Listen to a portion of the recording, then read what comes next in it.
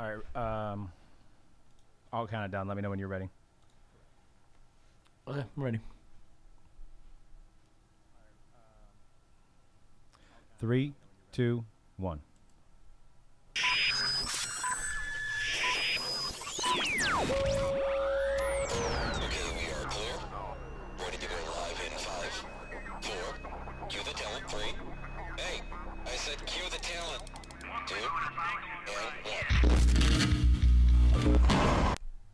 Attention hobbyists, sports fans, and collectors nationwide and abroad. It's time to get hype. Come on.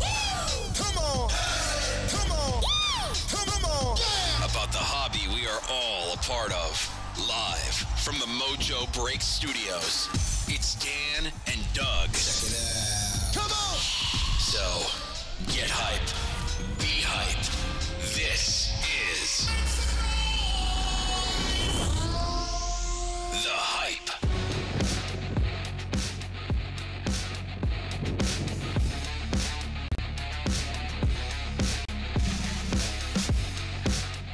What's going down, everybody? MojoBreak.com in the building. Episode number 68 of Mojo Break, the Hype podcast, coming at you. And today's show is going to be all about Prizm. 18-19 Prizm NBA dropped today, the hottest, biggest release of the year for basketball. Silver rookies are what everybody wants, and that's what we're chasing today. So we're going to go into why people collect silver Prizms. I've got an interesting theory that I dug up yesterday.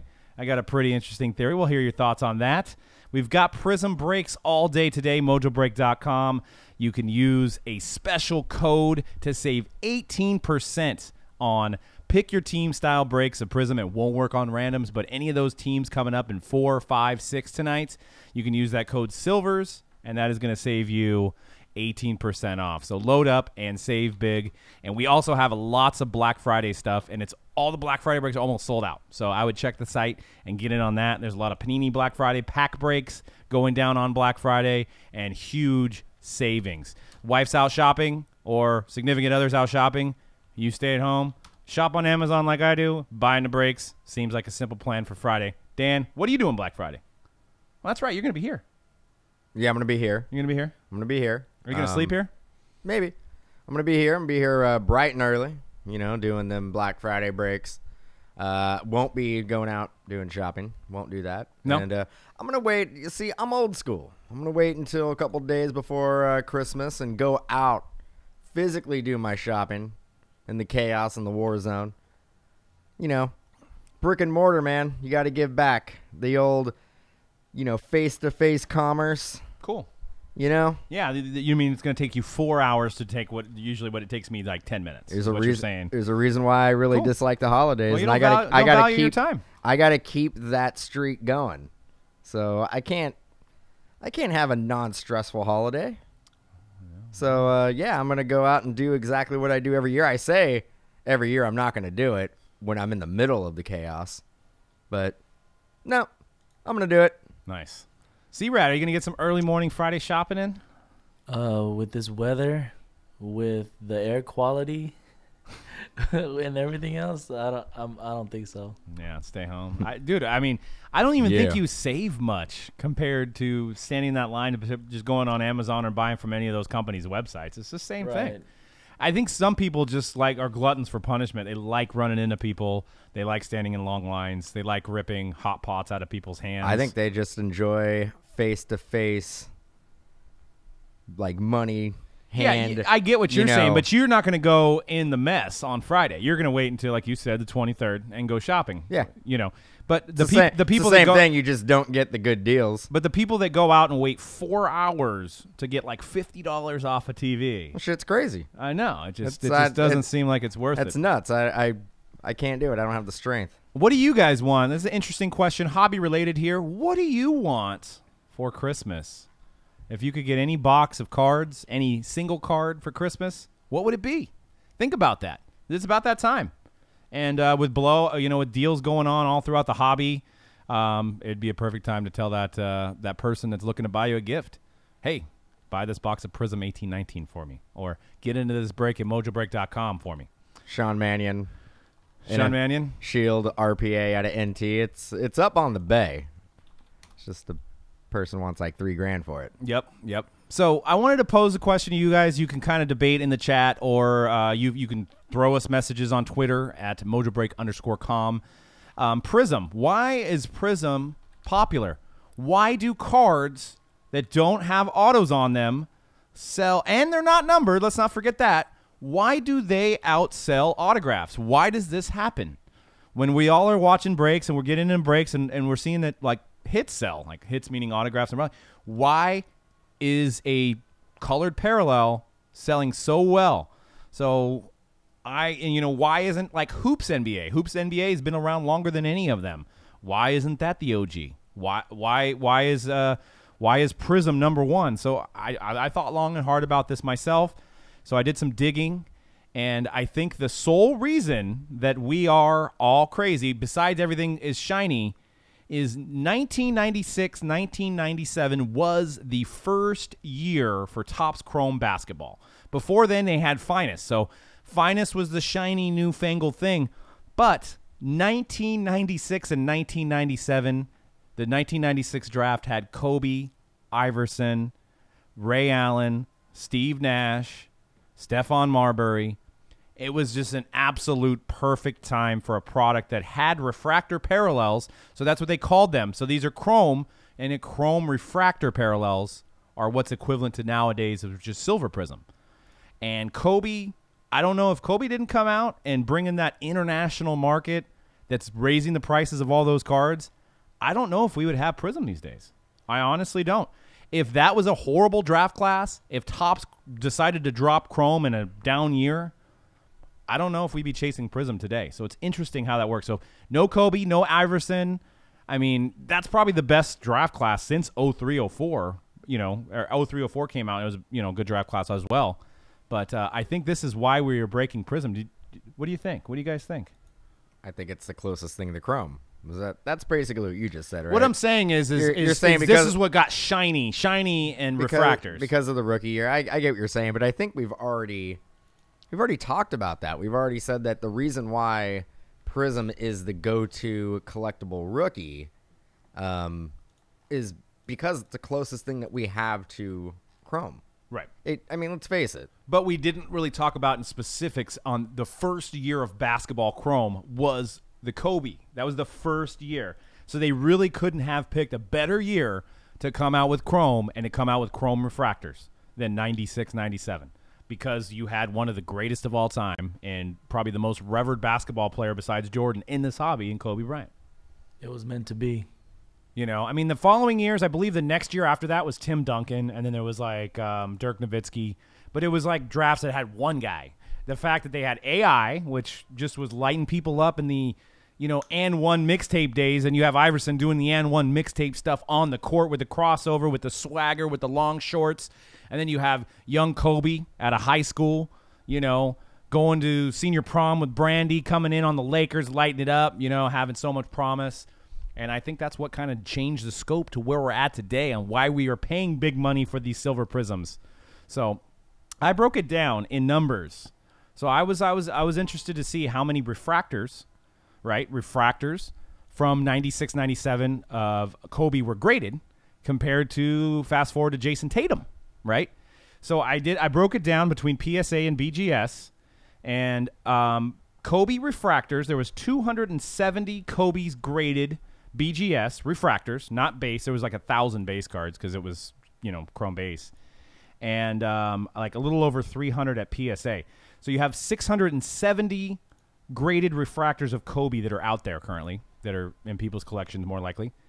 And Jason Tatum's 885 silvers graded from BGS and 487 graded by PSA. So it's 1,300. So that's the only thing that I'm posing the question to you guys in the chat and to Dan and C-Rad. So that's more than double the amount. When last year Prizm, right? I think we were doing the show, right? Yes. We're over a year, right? Mm-hmm. Absolutely. All right. So we were doing the show, and I think we were talking about a rough number of how many Prizms silvers Yeah. per rookie were produced. And I think we were throwing around a number of 1,500. I remember that. Yeah. Remember that? Mm-hmm. Well, by Doug's numbers, we way undershot that. Yeah, because that's only graded. Because you just said 1,200 and something that were graded. 1,300 Tatums that are graded. Silvers. 1,300 Tatums that were graded. So it's safe to say that there was 3,000 of them.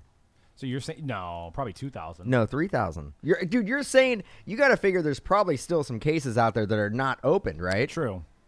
People are holding on to them, right? And it's a large portion of people that never got them graded either. And there's a lot of people who didn't get them graded. Right. Yeah. Dude, Yeah. So we're there, 5,000 silvers. yeah. What are we doing over here? Well, that's what I'm saying. Do we have to be concerned? I'm concerned. I'm concerned about overproduction of this, right? Yeah. Yeah. But what's crazy to me, and rightfully so, Doncics are coming out at 500 or 600 raw, which is crazy. I mean, but it's cool. Crazy. But that's a good thing, because if you pull it, that's a payday, right? Right. But can that sustain? What No. is it? I mean, because Tatum's graded prices aren't even at 600. So We got to pump the brakes, man. Pump the brakes. and we don't know if they made more this year than they did last year. Hey, I'm not dogging the product, because it still is the staple. There's nothing that's going to come out that's like it. So they're still going to hold their value on these superstars. But at a certain point, are you going to have more sellers than buyers? In the short term, there's no question that if you pull one of the top rookies, you're going to get a pretty substantial payday. No doubt, right? But let's think about this in 10 to 15 years. One, these players that we're all collecting and going crazy over, they have to be Hall of Fame caliber players, Yeah. right? Not all the rookies last year that everybody's collecting: Tatum, Mitchell, Fultz. Well, who knows if he even plays again. This year, Doncic, Trae Young, Ayton. Are these guys Hall of Famers? Because the market is looking like they are, or people are kind of assuming that they're going to be. right. Well, that's Some of these players may not even be the best player on their team. Well, I mean, if you're a Bowman collector, you're listening to the show. This is the Prizm Silvers is the comparable to the first Bowman auto, right? So people are paying for hype. People pay more early than what they usually wind up selling for, because they think you're buying it's an investment. If you're a Doncic fan, you're buying at 600 because you think ultimately it's a $3,000 or $4,000 card, right? At the end, maybe 5 years from now. But what I'm questioning here, and something to be concerned about, is how much they are making of this. My issue is why didn't Panini do this? Why they did it with football? Why not do it with basketball? I mean, shit, man, they can make more product that way. Well, they could. You just make it so it's a lot. You get one silver a box. Well, you get about one. Well, no, we were getting 2 or 3, but I mean, Dude, I was getting like 3 rookies a box. Right. But isn't that crazy to you though? Too, if you want to compare it to football, Baker Mayfields are going for $200, and they're probably 10 times more rare than this, right? I mean, maybe 100 times more rare. Mm-hmm. So why? I mean, we know why. We know it's the international market. We know that the silver prisms are the gold, is what people want. But that's just crazy. Based on scarcity, the football should be crazy, right? But they're not. So we wanted to look into some early eBay data. Now, the product just came out, but we have had some first off the line that's been marinating for about a couple days. So we do have some completed auctions. We're going to take a look at some of that on eBay and see, and discuss. See what these guys are going for. I've seen Doncic silvers $500-600. C-Rad was saying Doncic Mojos are. It's ending in an hour. It's over $2,000. Yeah, but at least that one's stamped. There's only 25 of them. At least you know that, right? I'm talking about the silvers, man. Like, they may be 5,000 Doncic silvers. Could be. Is that a good number? That could be a number. That could be a number. So, but I mean, as long as the market can support it, I mean, the one good thing about basketball is it's worldwide. So you've got guys all over the country that are buying these. So maybe it's not enough. Maybe it's not enough. I don't know. We'll have to see. We'll have to see later on the line once this stuff is all ripped and then people are trying to sell then. we'll see if it's so you got some Aiton stuff, hyper. So a hyper Aiton selling for 51. Yeah.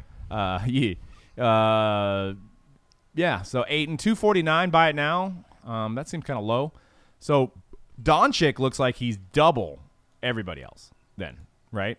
Yep. 600. Hyper selling for almost 300. These are silver, obviously ungraded cards, guys. Doncic is clocking in around 500 or 600 at this point. I'll sell one right now for $500. Dan has one. I have one. $500 right now. PayPal. Venmo. Bitcoin. $500. I'm gonna give everybody a deal. I'm gonna put it up on eBay for $7,000. Who knows? Maybe $5,000. One for every print run. Right. $1 for every print run. $1 for every print run. Shai Gilgeous at $100 on a silver.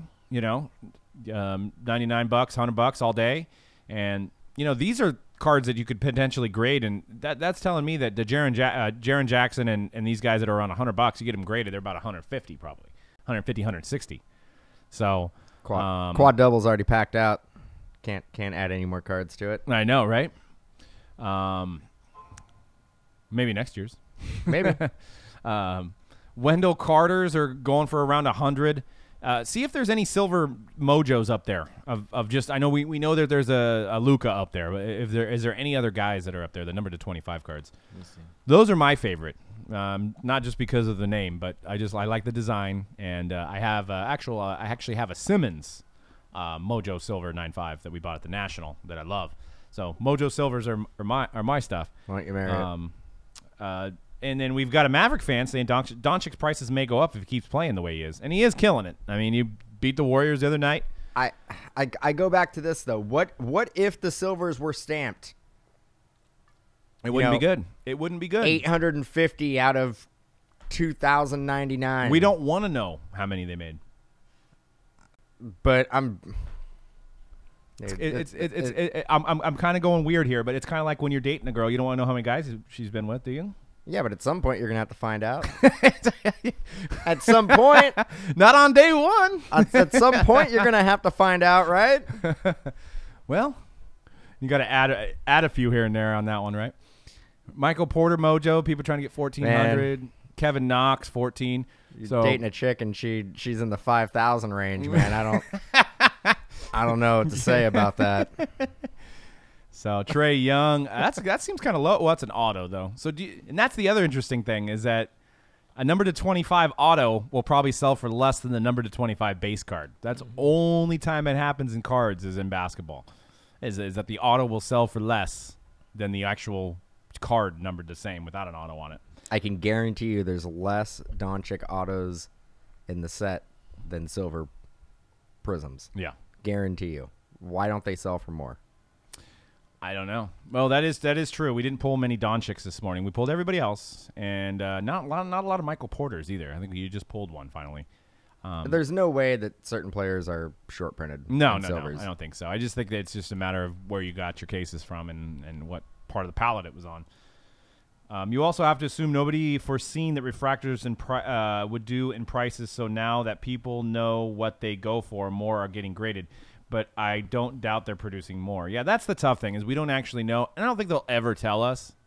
Wow, that seems low on that Aiton, dude. Yeah, really low. 370. An Aiton auto number to 25. Somebody probably hit buy now right away on that one. Yeah, it was. Had it been out of first off the line, it was number to 25, sold for 375. I think that's a $1,000 card personally, but we'll see.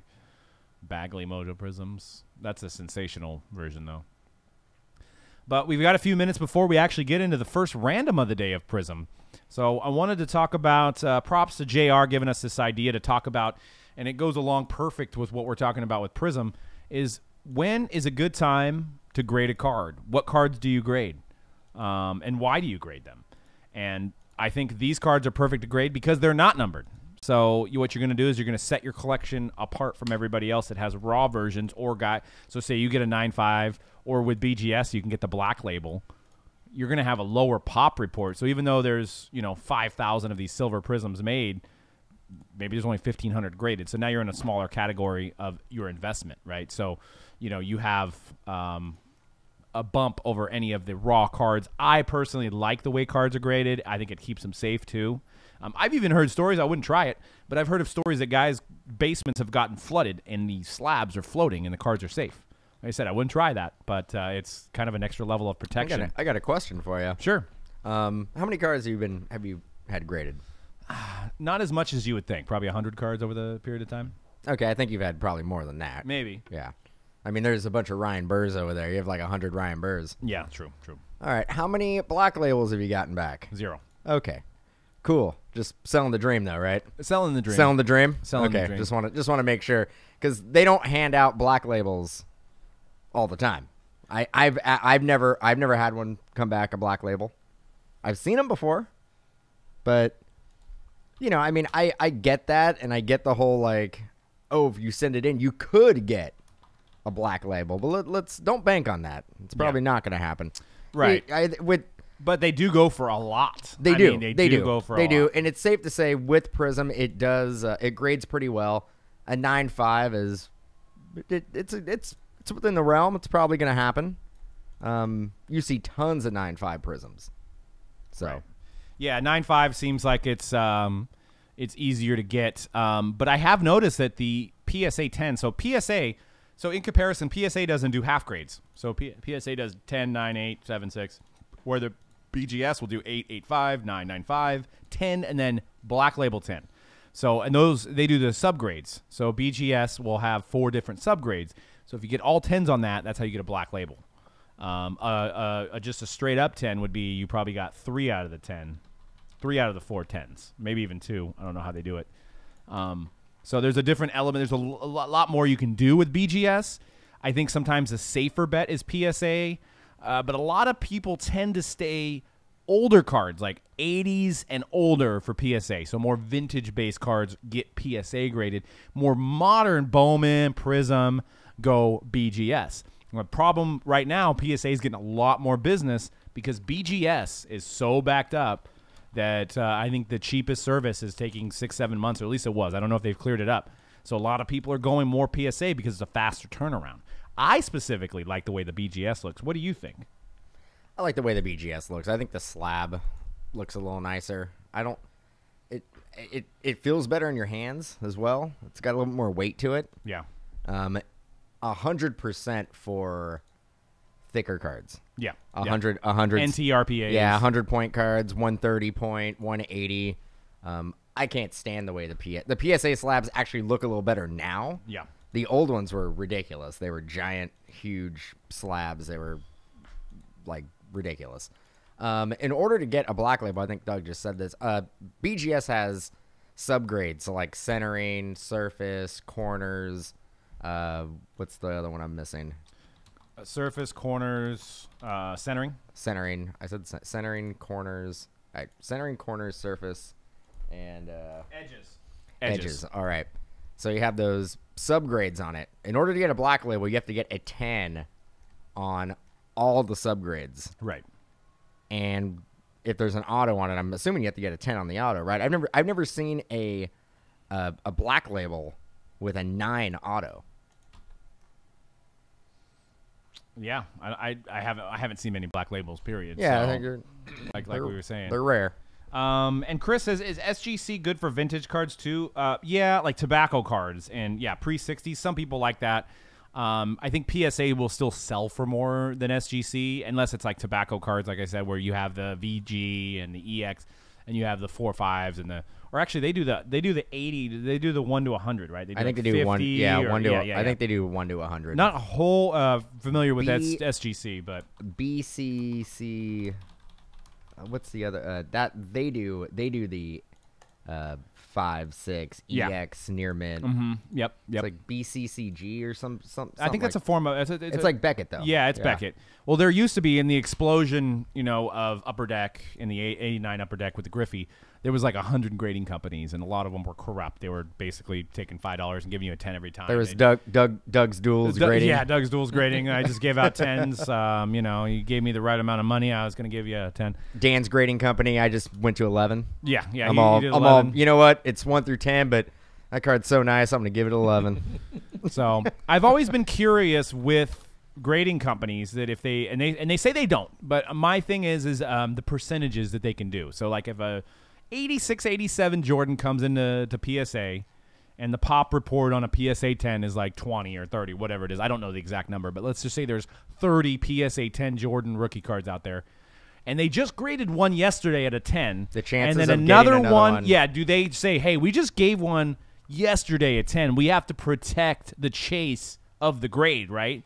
So that's what I'm always been curious about that. Like, do they not just hand out too many 10s in a row, even if it's worthy of getting a 10? See, you start to question the integrity of the graders themselves. Like what if somebody is, had a tough weekend? Yeah. Went out, had a couple sodas, was out really late, comes in Monday morning, has a, whole table full of cards are grading, not really feeling that great.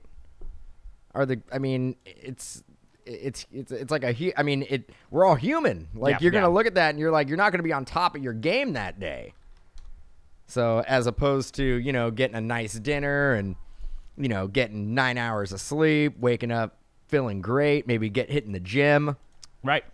Or maybe you had a bar fight and you're blind. Come in, you're blind. You're just like, I'm giving everything a 7 today because I can't even see. Or you go to the eye doctor and they do something funky to your eyes and your eyes are adjusting, but you go into work because you got to get paid. You gotta fake it till you make it. And all your grades that day were 7s. Mm-hmm. I mean, I sent a bunch of Joe Panics. I may have got that. I got a grade back that was a 5. Yeah, it was funny. It wasn't that funny though. I was trolling you. But no, it's almost like another element of chase because you get the chase, you get the cards you want, and then you have to chase the grades too. So a lot of people like that hunt of pulling their own cards. If I'm buying a PC card, I like to buy it already graded. I'll pay the premium. But it's interesting. But I would say, over the years, as far as grading 101s, you have more of a chance of hurting your value on the 1 of 1 because you got to think the 1 of 1. You can't compare the superfractor to another. So there's only one. So why would you need to grade it to put it ahead of anything else? So a lot of people will send in a superfractor and they'll get an 8.5, and then it's like, oh crap, that was just an eyesore, right? So. Or, I know you can put, minimum grade, send it back if it doesn't grade that. You probably would want to do that in that case.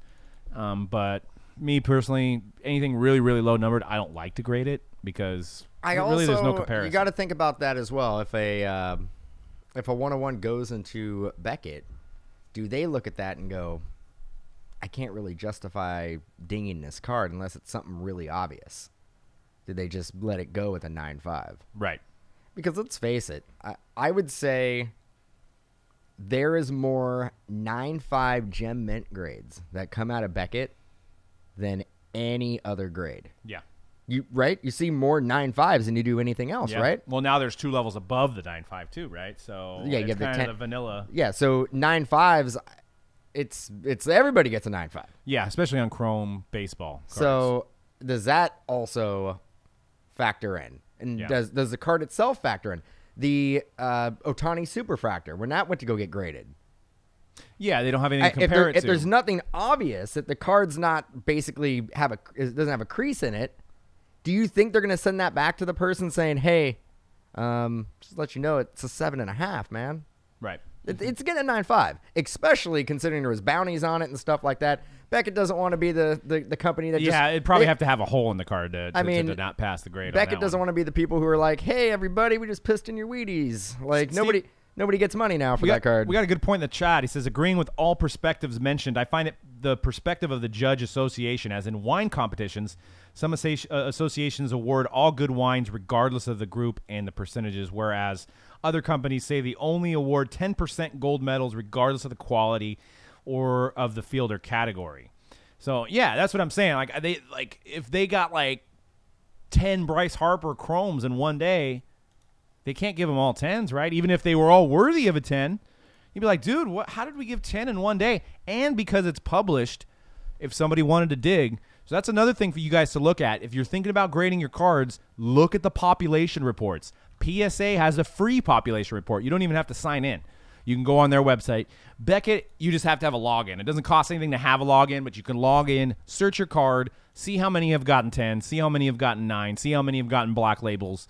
And you can kind of see. So, if there was some conspiracy theorists out there and said, why was there 10 10s in one day? They also have to probably look at it like that. I don't know if they do. This is just all pure speculation because nobody knows anything. They can't kind of keep that under wraps. And we'd like to give them the benefit of the doubt that everything is transparent because, we actually sent in 40 Sean Mannion autos from NT. And we got an 8 on every single auto. 9.5 on the card and 8 on the auto on every single one. And I looked at the population report, and they were consistent. They gave everybody else an 8. So, and because the pen is smeared, so they kept it. It's, but, and but they didn't even think it was subjective. But though. that almost makes me think that they looked at that and they're like, okay, we've already graded 20 of these, and all of them got 8s. We got to give them all 8s. Right. So it almost makes me seem like they didn't even look at the auto. They're just like, we have to keep it consistent and just do 8s on all of them. Right. Because you're telling me that every single one of the autos that we sent in, every single one was just as streaky as the others. I don't know, man. I think they just felt like they had to give 8s on all of them. And then Stevens also says that the irony graded logs have 12 or 13 grades for 10 units total printed. Don't police that, does Beckett? So you're saying that maybe people sent them back in, probably cracked them and sent them back in, and they regraded them, I'm assuming.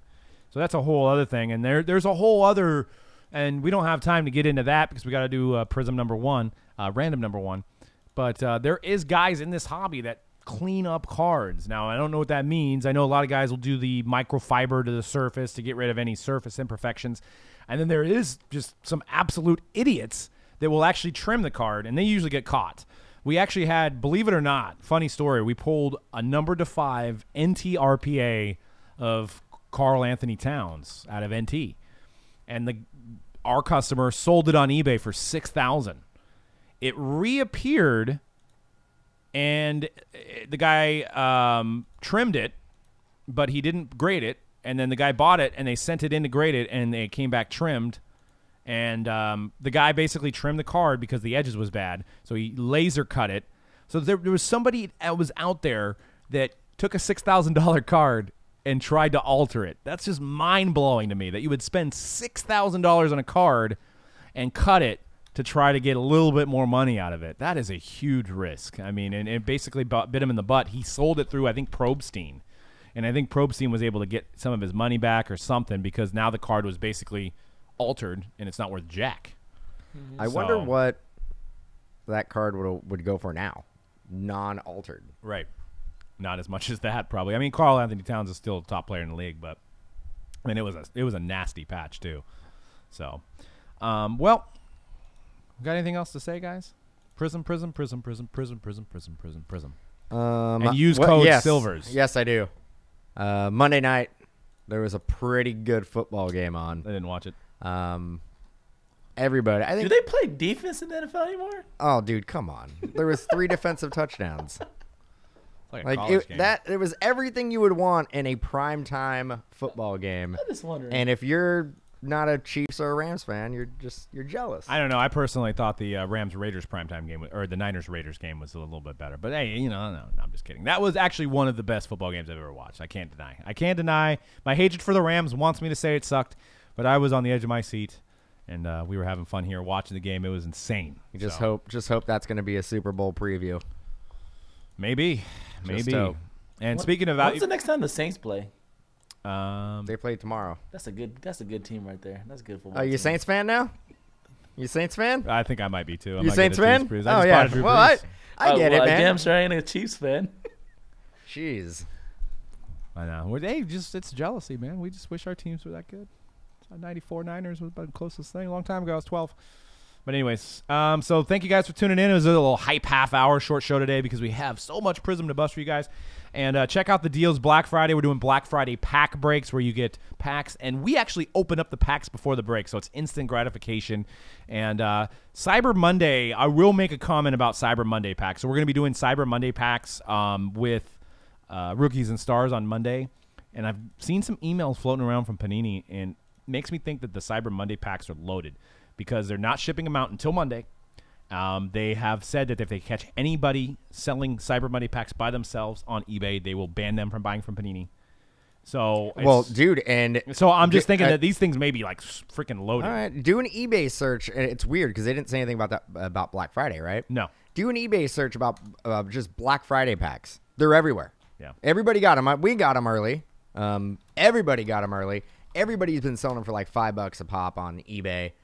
It's crazy that they did bring that up about Cyber Monday packs. Good for Panini.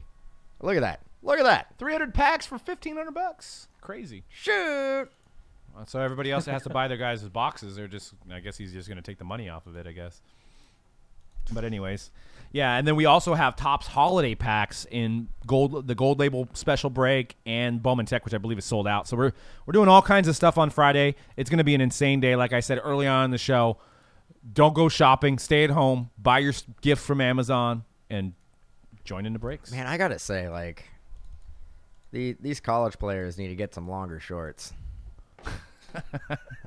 What happened, man? Why did we go back to the 70s over here? Kentucky and Winthrop on TV right now. Why does everybody has like the short shorts? Right.